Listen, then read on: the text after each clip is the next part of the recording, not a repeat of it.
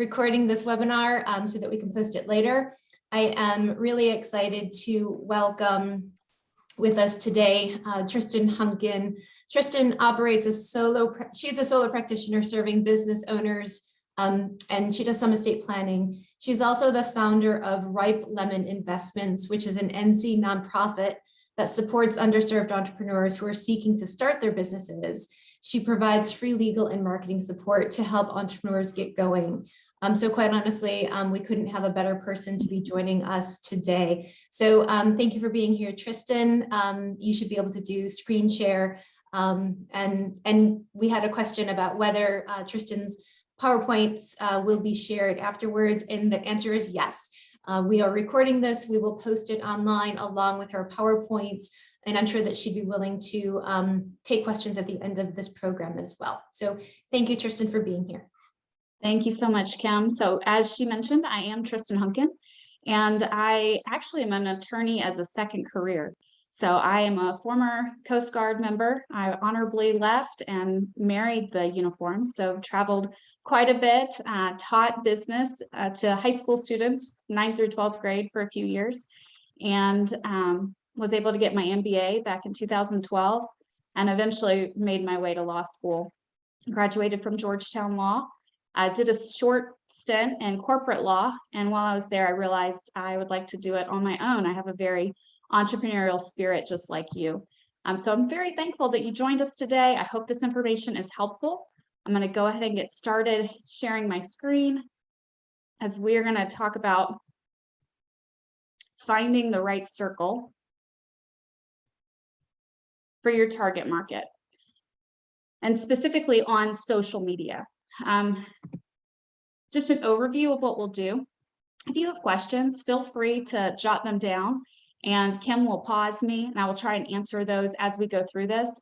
But if we don't get to it, please know that we'll answer it at the end. So no worries there. But we're going to go over online target marketing basics. We're going to do an exploration of social media platforms, just the general ways you can engage and actually use those versus just posting and hoping someone responds. We'll talk about better ways to engage. Some of the legal requirements you need to be aware of when you're marketing. And then we're actually going to do one together. I'll show you some free resources on how to create some social media content so you can apply your knowledge. So we will get started. So some general basics that you are probably already aware of, but it's really good to just remind ourselves as entrepreneurs, who is our audience and how do we identify them? And one of the quickest ways to do that is to go through these 4 categories. Our demographic includes the geography, their location, where do they live, the income levels that you're trying to ascertain will depend on your price points, level of education. The psychographic, those are your values. That is, how does the person think? What are their opinions, their interests? Are you going to be an eco-friendly entrepreneur, and therefore you're trying to attract that type of customer? Transactional reviews, any type of historical relationship that you've had with your customer. So these are maybe your bargain shoppers. Maybe somebody only buys something that's worth 20% off. So that lets you know, okay, well, maybe if I raise my price by 20%, I can still make my target revenue that I need, even though I finally got that target audience that I needed, but they needed to see a discount. A lot of companies will do that. Third-party purchases, post-checkout behaviors. How do you interact even after the sale is done so you can get repeat customers? Those are all things you definitely want to be following. And then engagement. So how do you interact even beyond the sale, even before the sale, on your website, your social media, any other ways that you're interacting with your communities? So some of the information that you're going to want to use when you're engaging online is, one, the time of day. When you post does matter, so you want to be able to do it at peak times. Based on if your users are mostly on their mobile devices or on a computer, you probably are going to want to make it mobile friendly. In our day and age, I know everybody searches things from their phone. So whatever you're creating, just make sure that you can view it easily from your phone so that your potential audience can also view it. And then any type of behaviors for the abandoned cart, or maybe they called your work line, left a phone number, left information, they were interested, but you just can't seem to get back. What's your company's follow-up? Being sure that you have a solid follow-up plan is critical, because they left information. And when someone shares private information with you as a company, as a business owner, that means they're interested in what you have to offer. So even if you follow up once and you don't get anyone, try again. They will let you know when they don't want you, but definitely don't just give up. So this is some data that is really great to go through when you have some time, and the link will be in the PowerPoint, but it's the pewresearch.org, and they did all the legwork for us. So this was last conducted through 2005 to 2021, and it spans all these years of age. So this is our demographic: age, race, gender, income, education. You can see this, and this is specifically for social media, who is using it. And as you can see, in all age groups, it's going up. So there's really no one that's not interacting, or a specific age group, I should say. There's obviously someone that's not participating, but they're in majority, all age groups across the world and the country are increasing their use of social media. So that's an excellent opportunity for any type of business owner to be able to have a new outreach, a new way to seek customers. You can scroll down and there is a wealth of information. This one, which ones are most common? You can see there Facebook in the blue line is really supreme still. It's holding very strong. The one above that in that army green color, that's YouTube. So it is starting to become more and more common as well. It also has some pretty strong ad abilities for companies. So something to keep in mind. Hey, Tristan, I'm sorry. We can't see when you do the click. It goes, the screen share doesn't show that part. Oh, so nobody can see what all the graphs? Correct. We're still looking at your PowerPoint slide. Darn. It might just be if you go to the screen share and you need to choose a different view. Okay, let me try that. Thank you for saying that. What about now? Yep. Okay, great. You can see the graph now? Yep, we can. Okay, so I was showing up here, you'll see in all the age groups, as I was mentioning, this is your demographics, your age, race, gender, income, and you can just see that for the US adults that are rising for using social media, which platforms are most used. And then down here, they break it off even more for you. And by Facebook, Instagram, LinkedIn, you could do Twitter, Pinterest, Snapchat, and we'll talk about which ones are really worth your time investing in, because there's a lot and there's more coming every day, and you're one business. So it can be hard. You don't want to spread yourself too thin and try and be everywhere.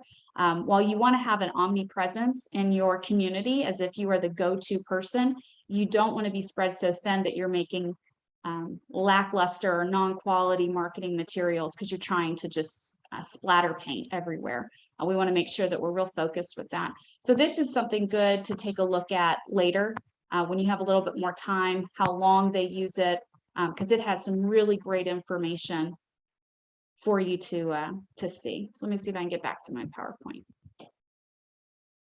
Okay, great. Let me know, Kim, if I'm moving on, but if it doesn't work, just stop me again. Nope, we can see it. Thanks. Okay, great. So this one I went ahead and grabbed. This is your Facebook. It is still the main leader for target online social media marketing for businesses. A lot of it comes from geofencing, which that just means that your geographic area, you might be a dentist and you're only going to work in one specific community. You might be a lawn care company and you're only going to work in, a 25-mile radius. And so you can put those parameters on your paid ads and make sure that what's going out for Facebook is within your community, within actually reaching what you want. As you know, Facebook is also a great free option because you can join local community members. So you might be in South Charlotte or in Raleigh, and you're going to put that parameter, that little geofencing of where you want to join certain groups, City of Charlotte group or the runners group or whatever it is that you might be interested in. And you'll see as you're participating in those groups, people naturally bring up what they do. Be authentic when you join those groups. It is important to share your business. Everybody does it. It's expected. It's normal.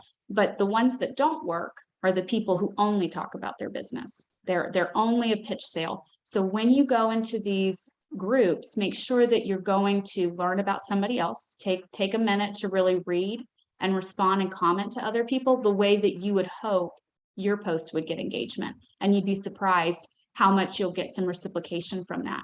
So as you'll see back on this slide, Facebook engagement, you'll see typically Wednesdays and Thursdays are in the highest category, that dark blue, and around 10 a.m.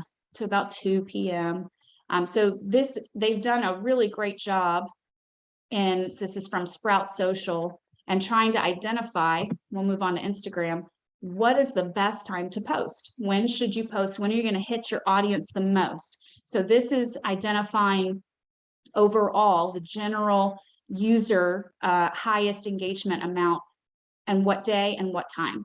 So take note of those. Doesn't mean that you can never post on, let's say a Thursday here on Instagram isn't as heavy as Wednesday or Friday, but maybe, Sundays just aren't, take the day off. It's just not worth it. It's not worth your effort to do marketing on that day because it's not going to be as big of an effort or an outpour in return. The next one is LinkedIn.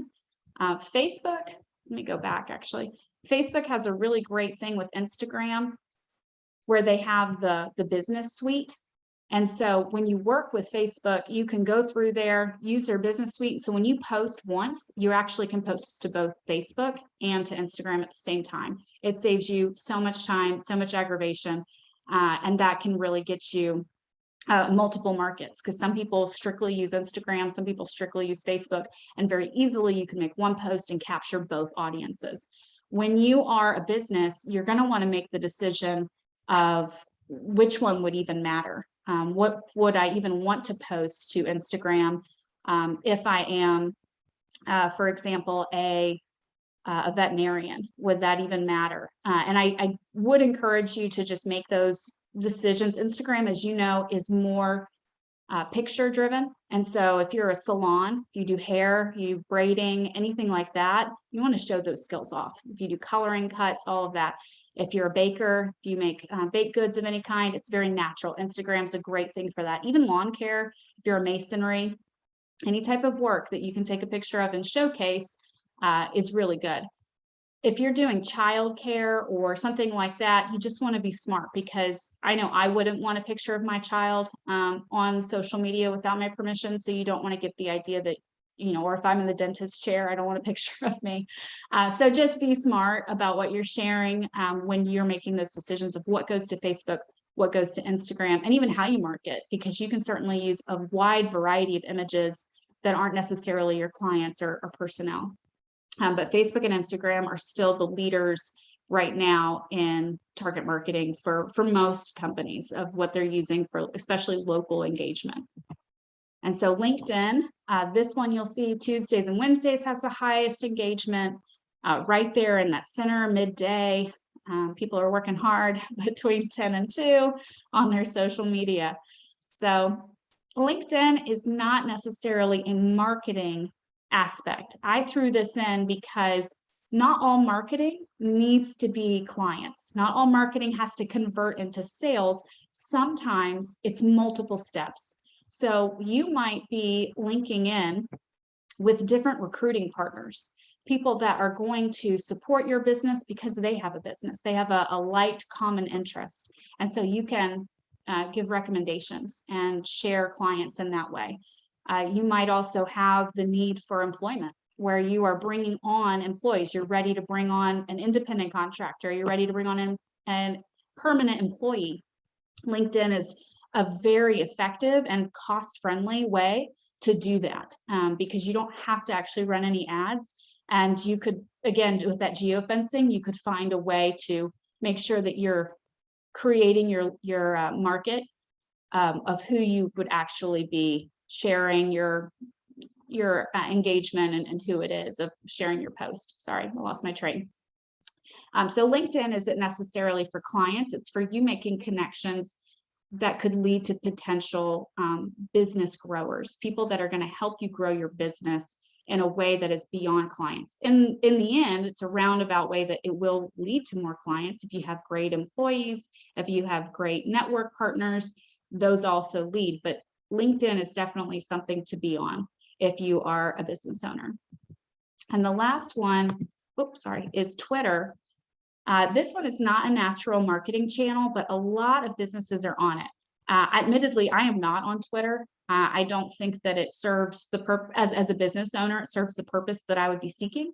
It also can sometimes lead to a lot of confrontation because it's so information driven and everyone expects you to respond. So it's just in your decision of how much you want to be involved in that, how much you want your business brand to be involved with that.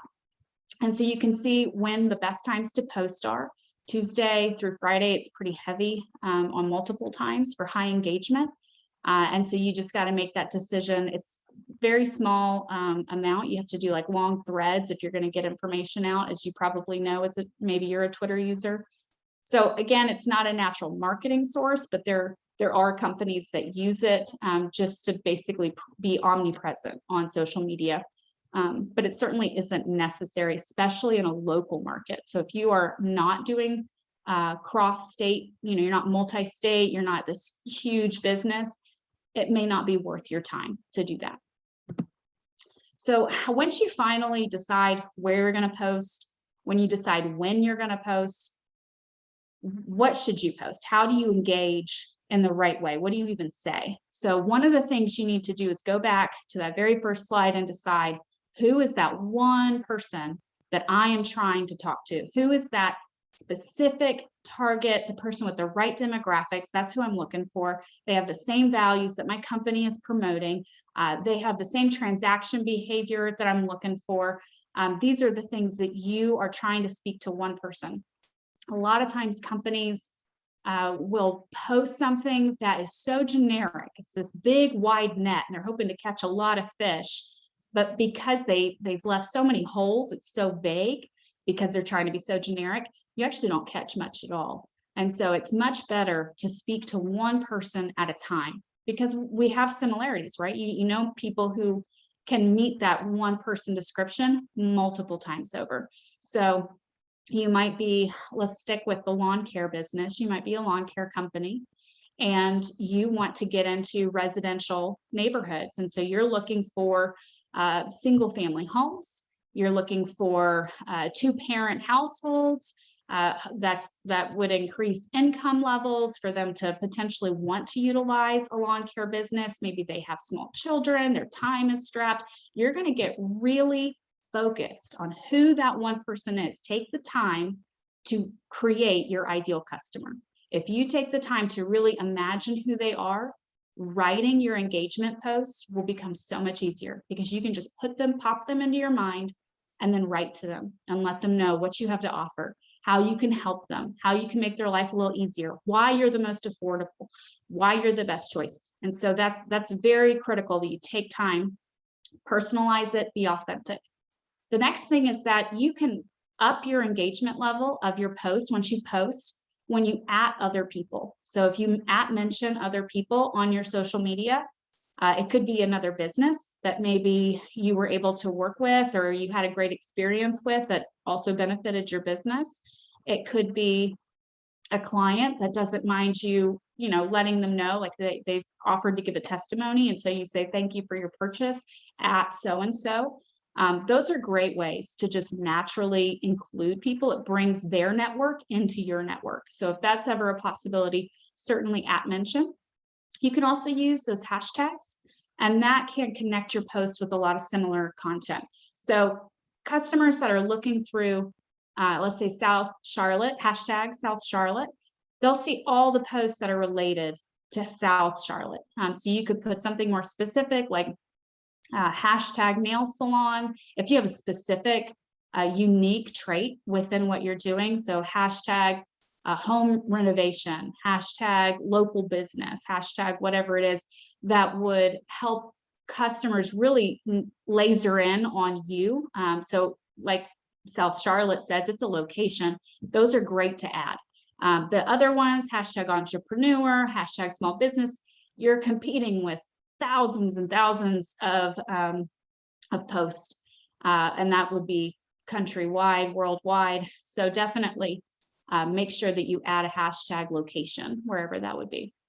And then share and create supportive comments and posts that align with your business persona on the businesses that are supportive to your services. So maybe in your lawn care business, you have people who maintenance some of your appliances. Maybe you partner with a masonry company that does great work. If you are a childcare provider, you might partner with a dentist who's given free Halloween gifts out, and you're so excited that you've done this partnership with them.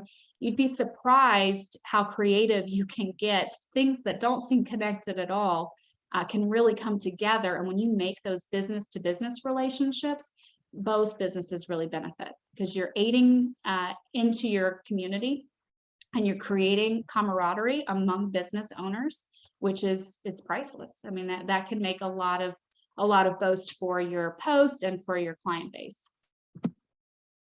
So some legal considerations for marketing. You may have already seen in the news. Unfortunately, The Rock had such good ambition with this XFL idea. And they, of all people, I'm sure he has lots of money. I'm sure he paid someone very well to make this marketing, and it's completely ripped off. It is copyright infringement 101.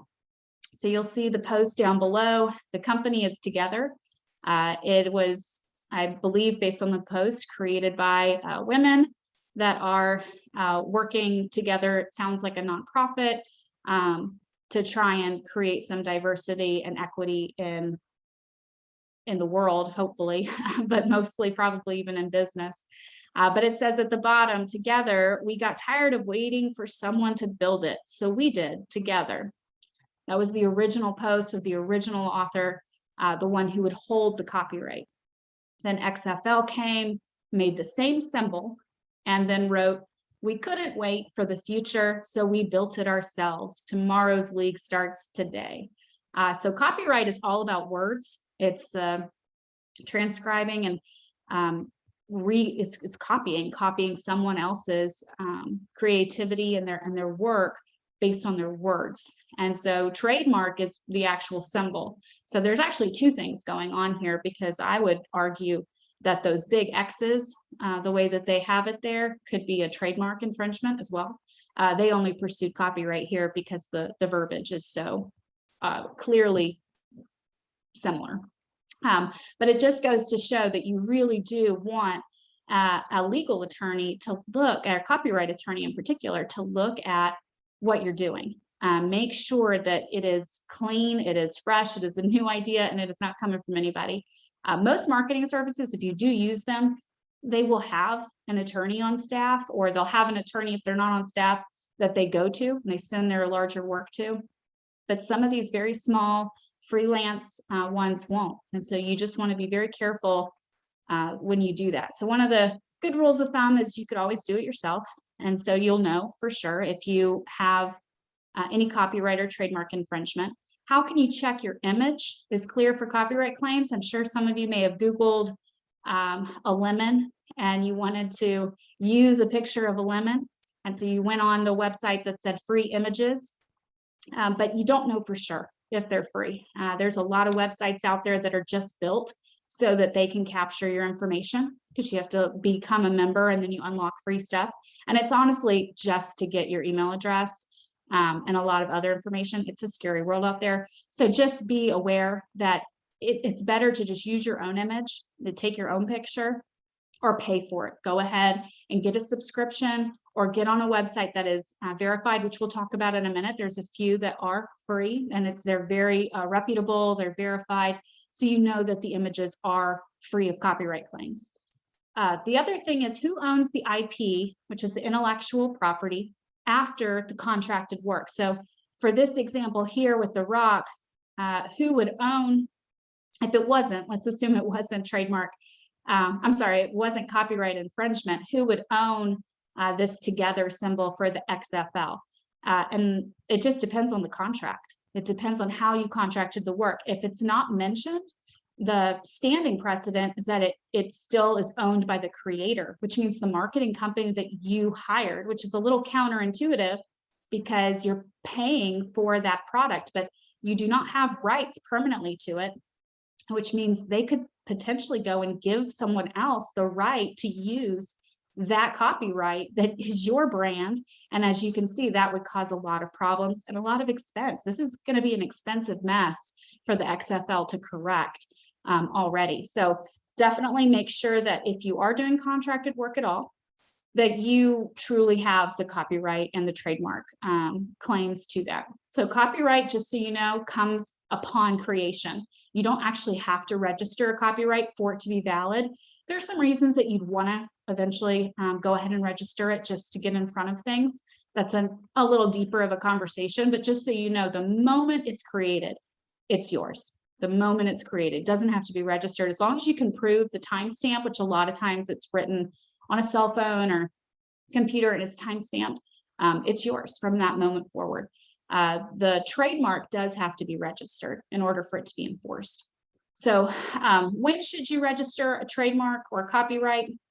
Like I said, we're not going to go super deep into this, but I will give an example. I worked a long time ago when I was much younger at a pool company, and they were just a small pool company. I started as a lifeguard. I worked my way up, and I was the third in company. I was the assistant operations manager. I had 300 lifeguards that I trained and staffed all over the Atlanta area. And we had 52 contracts. And so we were a neighborhood pool company, and we were good. They're an excellent company. It still exists now. And it was my first time ever seeing a trademark infringement. I mean, it's a small company. You think that these things can happen only to the big leagues. But we were working one summer, and my boss came in and showed me a flyer. It looked just like ours, but the numbers were different, the phone numbers. And it turned out there was somebody else trying to get business under our good name. And so we were not registered. We did not have a right to say that they couldn't use. We had a specific graphic that we used and all of this, and they did it all. And so we didn't have a right to say that they couldn't use that graphic or the font that we designed. That's all. Trademark is all about dress. It's about the way it looks. And you can't copyright things that are common. So we were AMS Pools. Well, pool is a very common word. And they just claimed that AMS stood for something else than what our AMS stood for. So it became a little bit of a headache. To let you know, it was a happy ending. It was fine. We were able to get rid of it. But if we had just been trademarked right from the beginning, it wouldn't have gotten anywhere. And just imagine how much time you have on your hands right now to deal with somebody coming in and taking credit for your hard work. It's just a very scary thing. And so I highly encourage you to take that seriously. Make sure that you are protecting yourself and all of the assets and resources that you're pouring in to building your business. Okay, so as I mentioned, we'll apply our knowledge. We, over here, before I dive into these are Canva, Visme, Easel, Design Wizard. I haven't used some of these. Canva is the only one I have used. I just wanted to let you know it's not the only thing out there. So I'm not promoting only Canva. It's just what I've used, and I've really enjoyed it. So by all means, check out the Visme, the Easel, Design Wizard, check them out. They have some free trial type things as well. Canva has a free version and a paid version. And so we'll go on in just a minute. So over here, before we go, I've shown you different ways that businesses have basically promoted online on the different social media platforms. You can see Duck Donuts. They have done this on Instagram. It's pretty common. They're showing a beautiful picture of their delicious donuts, and they're identifying when to come. So complete your Black Friday shopping with a taste of, I'm sure it says delicious donuts. So this is a great post. You can see it got a lot of response, and it's visually enticing to go and grab some donuts. This is another one. This is for a Facebook post, the spa. And this one actually is a video, so I wasn't able to get it to show, but if you can do video, that is terrific. So this actually shows microblading, and they zoom around as they're doing it. And so you can kind of see before, during, and after as it's going, which for some people, microblading is, might be scary. And so things like that, being able to show what happens in those procedures Dentists are great for this. Even lawn care companies, to be able to show before, during, and after, installing irrigation, what it'll look like and what the yard goes through. That can be a really great quick video that you can put on a fast speed and throw up for some great content and some great feedback. People love to watch videos, and they're quick and easy. And so they did that for Facebook there at Charlotte Beauty. And then above that, you'll see Charlotte Dentistry. This is kind of what I was talking about. It's not necessarily that they're looking for clients, but they're still present because there's a great work pool and there's a great network pool on LinkedIn. And so being able to continue to promote certain type of work environments and promoting entrepreneurialism in general, shopping small, go with local. If those are the things that you're valuing, it's great to be on those type of platforms to make posts like those. And then of course, as they have here, a career expo seeking people in their local area if they're interested in working. And then down here, I don't know if anyone is aware, I feel like everyone is, but Wendy's is pretty notorious on Twitter. They are pretty funny. And so one of this says, at Wendy's, BK for the win. And Wendy's responds, what'd they win? A participation trophy. So they are pretty brutal. I will say that I think that they are unique. People say how, other companies have tried to be more satire, more sassy, and it doesn't always work. And I have to remind people, you're not as old as Wendy's. Wendy's has been around before social media. So people, they don't have to talk about their burgers all day long. You say Wendy's and it's the burger place. You say McDonald's, it's the burger place. So there's some people that can get on these and they're still advertising simply because they're present. And that makes sense. But if you're not this mega organization, just be mindful that it might not be worth your time. And you don't want to come off as crass or anything in your social media post. The written word can be interpreted in a lot of ways. So it's important that business owners are really honest with where they're at with their customers. You got to build that trust before you get sassy and silly the way that Wendy's seems to be able to be. So let's apply some of that knowledge. I'm going to go to my Canva and just show you. I think I have to switch my screen sharing, so let me do that.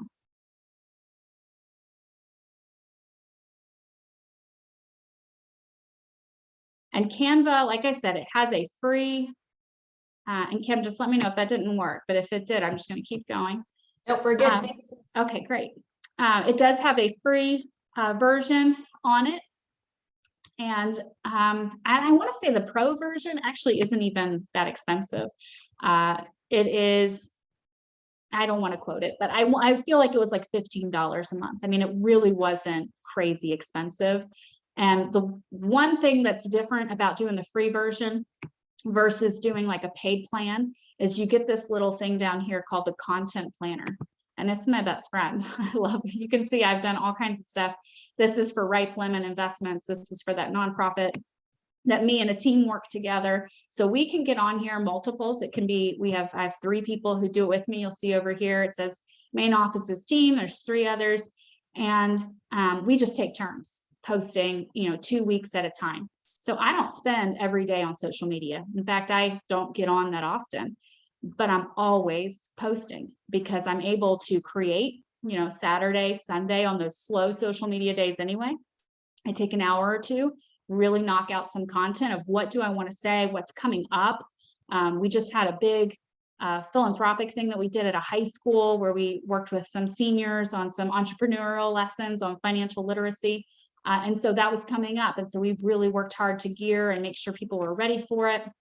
So this is great. Having a content planner, posting ahead of time, it's a lifesaver. So you're not constantly posting all the time. And then even if you don't do that, there's some really great options just in the free version. Like I said, all of this comes with the free version. If it doesn't have the little crown next to it, I don't know if you can see my cursor down here, but if it doesn't have a little crown, then it's free. All the little crowns mean is that that's the pro version. So you pay, like I said, just a little bit more each month to have access to that. So we're going to try, let's make a Facebook post. And this one, it took me to a new page. So let me know if I need to share each time. But Nope, this we're still good. okay, good. This one has lots of templates. So I could do, I'll try and think of something that's not lawn care. Let's think of a salon. Maybe there's somebody who does a hair salon out there. So you can pick the different hair salon styles that maybe it's nails that might promote your business. And so these are all, as we mentioned before, you got to make sure that that copyright, no one's going to say, hey, that's my image, you're not allowed to use it. That won't happen on sites like Canva. I'm sure Design Wizard and some of those others that I showed you probably have the free royalty as well, that they've already invested in these and they've already paid these individuals, these models. So you have access to this and these templates without having to worry about that. So we'll go ahead and make one for the nail salon. Let's do a nail salon. And you can change everything. So let's say that you really want it to be a blue background. That's your favorite color. So you make it blue. And let's say you really want something, you like this, but you want something to be video versus, you know, just stagnant. You can make your stuff, I guess I should have put nails. So yeah, so you can just throw that in there and you'll be able to see the video. You'll have to kind of crop it, manipulate it, and put it where it needs to go. But that one can delete, and you'll throw this one in, and it'll just start playing its video. And so that's going on your social media post while when you post it. And so you can put your name of your company, what you do, maybe you have an upcoming sale, whatever it is. And so you can kind of have both. You have a stagnant graph here of your information, but you're also getting people's attention because there's motion and people pause for motion. They want to see what it is. So this is just really neat and it's fast. I mean, that took us 15 seconds to make something. When you get really specific and you want to start doing more beyond just identifying your audience, you want to start branding yourself, which I highly recommend. You pick your specific colors, you pick specific font, and then you can really get where you want. So I'll show you for mine for styles. This is Ripe Lemon Investments. So this is our specific font. These are our colors. So we could change it. And it shuffles through our color palette so till we get the one we want. And then I can simply save it or share it immediately. So I can share it immediately. I can save it and download it. I can also resize it because we talked about going on multiple posts. So instead of just having a Facebook post, maybe I want a LinkedIn post, an Instagram post, and a Twitter post. There's one in there for that too. You can resize it instantly. And then when you resize it, it's going to throw up multiple screens. So you may have lost me, but that gives you an idea of how quick and easy it is to go back through that and create that. Let me get back there. All right. So some of the biggest things to just remember about your target, your market, is really find that one person that you want to talk to. Speak directly to them, even though if there's 200 of them that live in the radius that you're looking for, and make sure that you're consistent in your messaging. Don't be an affordable price for 2 months and then you're not an affordable price. Try and be consistent in who you are as an entrepreneur and as a business owner. That way you're building clients, you're building your marketing on top of each other, because whoever you capture as a customer, typically we hang with the people that are similar to us, similarly situated. Just in general, we have a lot of commonalities with the people we associate with. So when you get a customer, stay loyal to that target market as you continue on, because it will snowball and grow naturally because you got that customer who will then naturally bring in their sister or their uncle or their friend. And it just grows naturally the more consistent you are with your marketing and with your actual deliverables. So if you have any questions, that's all I have for you. And I'm happy to answer anything that might pop up today. Thanks, Tristan. We do have a couple of minutes for questions. If anybody has them, feel free to drop them into the Q&A box or the chat.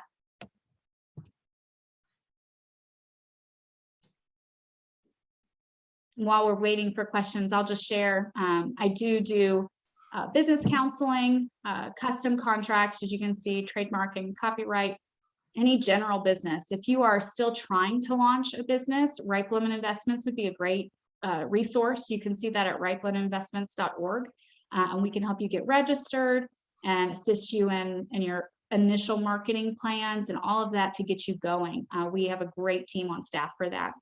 And that's all free. That's part of our Hunkin Law and myself. We just work for both. We do have one question. It says, I heard that Instagram takes a lot of time because of having to respond or comment. You did note that that is a drawback of Twitter. Thoughts on that investment that's required to be present on Instagram? So with all of them, that's a great question. Thank you so much. With all of them, you will have to have some circle back and having some presence, because you will have people conversate with you even on Facebook, potentially on LinkedIn. So you will have to be checking in periodically. It doesn't have to be every day. Some people are a little bit more, and that's just my opinion. I don't believe you have to check in every day. It doesn't bother me to have a business get back to me within the 24-hour period. That's pretty normal for people. I actually think that it's better. It lets the client and the potential customer sort of take a minute to digest that themselves for a little bit before you even come aboard. But what I was mentioning about Twitter is sometimes there's no comment that's needed. It won't be beneficial for you. It's just more noise. And again, if you are a very philanthropic, maybe you have a huge platform for your business that you're a world changer and you really need that voice, you really need that opinion to be on Twitter, then that's where you want to be. If you're just a clothing store that's selling socks, sell socks. You know, you don't have to be a part of every conversation that happens at the Oscars or happens at the football field or happens wherever. And a lot of companies are getting pulled in to comment on things that they haven't investigated, they haven't read, they don't have the time to get involved, but they feel obligated to get involved in things that's just not where they're at. And again, if you're passionate about it, you've investigated, you want to respond, by all means, be there. I'm just saying Twitter is a little bit less of a marketing thing. You really don't convert clients. That's just not something businesses are seeing, just statistically speaking for Twitter. But the other ones, you can really make some conversions and you can stay on point of what your business is actually doing and how it can help that client for that moment, whatever it is, sell them a prom dress or cut the grass or, you know, get their hair ready, whatever you're doing, it can stay on point a little bit better, but it can get time consuming. You're right. Especially if you're a much larger, more well-known business in the area. But if that's the case, if you're that big that you have comments that you're having to respond to 5-10 comments a day, I would encourage you to hire someone, because if you get that much interaction as a small business owner, then you're probably converting quite a few sales, to be honest. People like to comment on things they've experienced. They're a little bit more hesitant to comment on things they haven't experienced. So if you're getting a lot of comments, it's usually people who have either seen you or gone to your restaurant or hired your nanny service or whatever it was that you provide. And so that's a really good indicator. So it does take time. You do want to respond, but it doesn't mean that you have to respond within, 2 minutes of their post. In fact, I would discourage that. I would let them sit and think about it and then come back. It's always better to answer that way. So I hope that helped. Thanks, Tristan. This was a super, super fun presentation. Thank you for being with us. Thank you for sharing about your work and this topic. I will note for the viewers that Tristan will ask for a couple of more webinars. One of them is scheduled in May, one of them is scheduled in June, and you can find out more about those and how to register on our website, which is ncbarfoundation.org, which is also where we will post the recording of this video probably early next week.